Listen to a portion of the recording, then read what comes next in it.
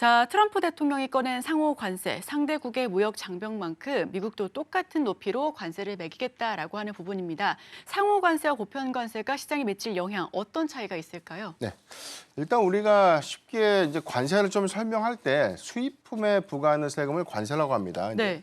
관세가 우리가 좀 통상적으로 알고 있는 일반 관세의 경우는 무역 상대방이 서로의 이 어떤 비율에 의해서 해당 품목에 대한 세금을 좀 부과하는 것이 일반 관세고요.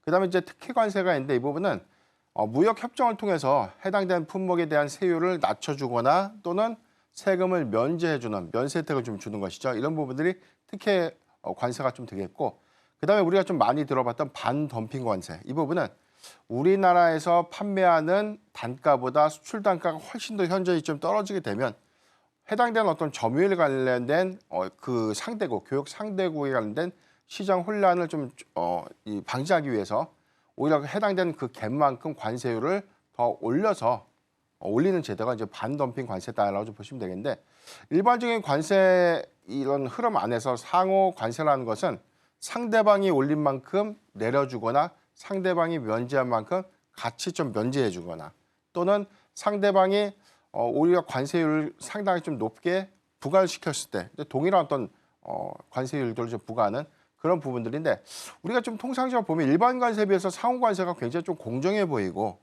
그리고 이 부분들은 왜 이게 악재가 좀 되지? 라고 좀 생각을 좀 할 수 있겠지만, 상호 관세가 좀 이론적인 측면들은 굉장히 좀 공정하고 좋죠. 다만 이제 이 미국이 해당된 상호 관세를 좀 부과한다는 부분들은 무역 적자에 관련된 품목들에 대해서 이런 갭을 좀 메꾸기 위해서 미국의 유리한 입장을 충분히 대변할 수 있다, 반영시킬 수 있다라는 어떤 우려감이죠.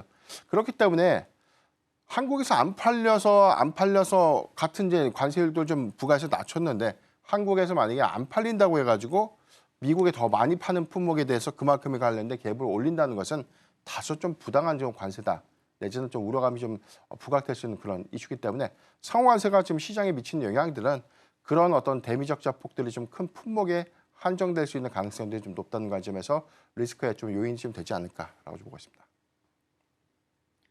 네, 관세 내용과 종류에 대해서 아주 다양하게 짚어봤고요. 저도 자세하게 이제 의미를 알 것 같습니다.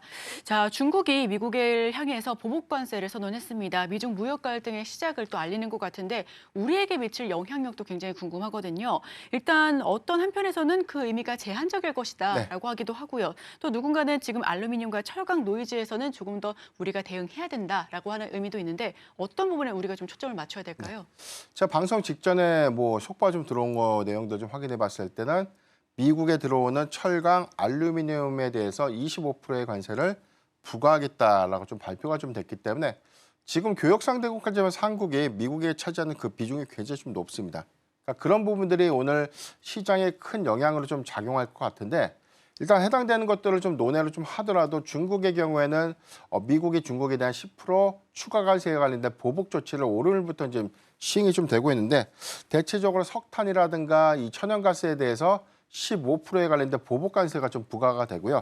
그 이외에 뭐 원유 농기계, 대형 자동차, 뭐 픽업 트럭에 대해서는 뭐 10%의 추가 관세를 좀 부과하겠다라고 좀 언급을 했기 때문에, 이런 언급이 아니라 오늘부터 좀 효력이 좀 발생되는 것이죠. 그렇기 때문에 이 부분이 본격적인 미국과 중국의 무역 전쟁이 좀 시작되는 것이 아닌가라고도 좀 생각해 볼 수 있는데, 앵커님께서 좀 언급했던 것처럼 대체적인 어떤 품목들, 특히나 앞서 이제 언급드렸던 그런 품목들의 경우에는 미국 입장에서에 대한 이 타격 요건들은 좀 제한적이다.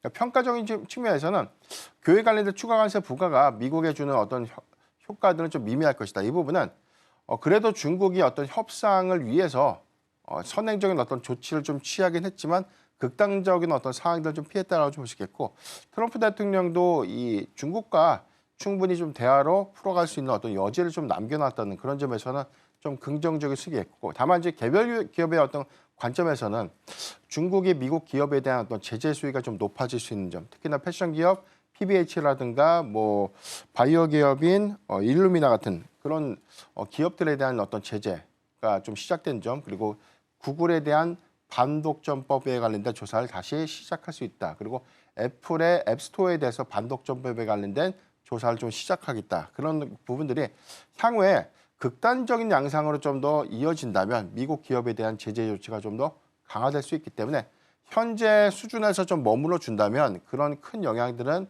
다소 좀 제한적이다라고 볼 수 있겠는데 이후에 뭐 미국에서 해당되는 어떤 품목을 더 늘린다거나 보복 조치에 관련된 내지는 뭐 추가 관세에 관련된 이 세율들을 더 상향시킨다면 그 부분은 좀 약간의 우려 요인이 좀 되지 않을까라고 좀 판단하고 있습니다. 네, 그렇다면 오늘 우리 지수 자체는 미중 갈등과 관세 리스크의 영향으로 좀 지지부진한 모습을 보일지 이 종목별로 그 내에서 반사이익의 수혜를 입을 수 있는 부분은 어디가 있을지도 궁금합니다. 대체적으로 지금 관세에 관련된 노이즈가 좀 나왔을 때 특히나 오늘 뭐 철강이라든가 알루미늄 관련된 어떤 추가 관세에 관련된 비율들이 좀 나왔기 때문에 집권 일기 때의 흐름들 봐야 돼요. 그렇기 때문에 철강의 경우에는 해당되는 부분에 대한 이 세금을 다소 좀 면제받는 내지는 세율을 축소하는 대신에 쿼터제 안에서 우리가 수용을 했죠. 일정 부분에 대한 미국 수출이 그 총량에서 좀 한도가 좀 다 되면 추가적인 수출이 좀 제한되는 그런 부분들이기 때문에 쿼터제 수용으로 트럼프 집권 일기 때 협상을 했다는 부분. 다만 현재는 정부의 어떤 이 대통령이 현재는 좀 부재한 상태죠. 이제 이런 부분들이 빠르게 미국과의 어떤 이 관세 협상을 통해서 그런 리스크 요인들을 좀 더 만회시킬 수 있는 그런 요인이 있어야 되는데 이런 부분들이 좀 다소 좀 제한적인 어떤 우려감들이 좀 있다는 것. 그래서 오늘은 뭐 철강이라든가 뭐 비철금속 관련 종목들이 일부 좀 노이즈가 좀 될 수 있지 않을까라고 좀 보시겠고, 다만 해당되는 과대 낙폭 부분들이 만약에 이루어진다면 일기 때와 좀 유사했던 부분들, 이 부분은 극단적인 어떤 흐름들보다는 트럼프의 이 관세 정책은 대체적으로 협상용 카드라는 점을 우리가 좀 기억을 해야 될 것 같아요. 그래서 종국적으로는 관세율을 협의하는 과정에서 미국에 많은 좀 베네핏을 좀 넘겨주면서